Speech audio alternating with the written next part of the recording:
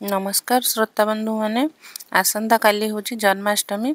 चलतु जानिबा जन्माष्टमी रे कौन कले संतान प्राप्तिर सुख मिली थाए। चलतु भिडियोटी को स्टार्ट करिबा। जन्माष्टमी हेउछि भगवान श्रीकृष्ण जन्मतिथि एवं यह हिंदू कैलेंडर रे वर्षर सबुठारु शुभ दिन मध्यरु गोटे भाव पालन करा जाए।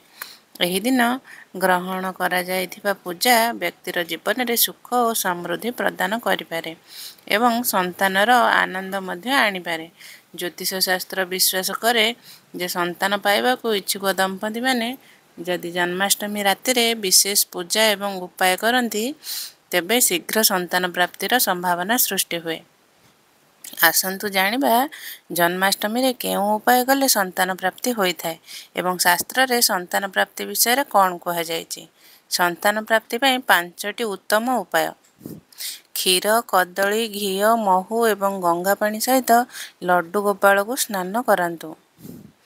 तापरे हलदिया रंगर पोशाक पिंधांतु एवं बेसन पत्र एवं चीनी कांड दियंतु। ओम देवकीसुत गोविंद वासुदेव जगतपते देहि तनयम कृष्ण तभामहम शरणम गता मंत्र जप करंतु।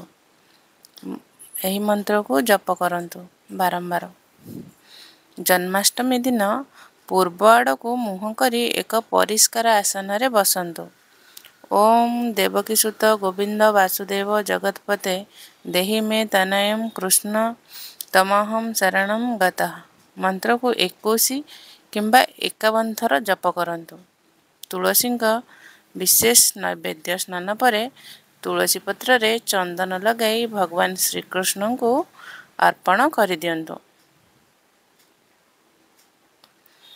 ओम नमो भगवते वासुदेवाय ओम नमो भगवते वासुदेवाय मंत्र जप करंतु।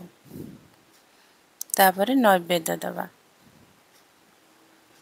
पंचामृत रे श्रीकृष्ण प्रतिमा को स्नान कराइबा परे लहुणी एवं मिठा अर्पण करंतु। संतान सुखर कामना को मन रे रखंतु एवं एकाग्रतार सहित प्रार्थना करंतु। गरीब पिला माननकु प्रसाद दान करंतु।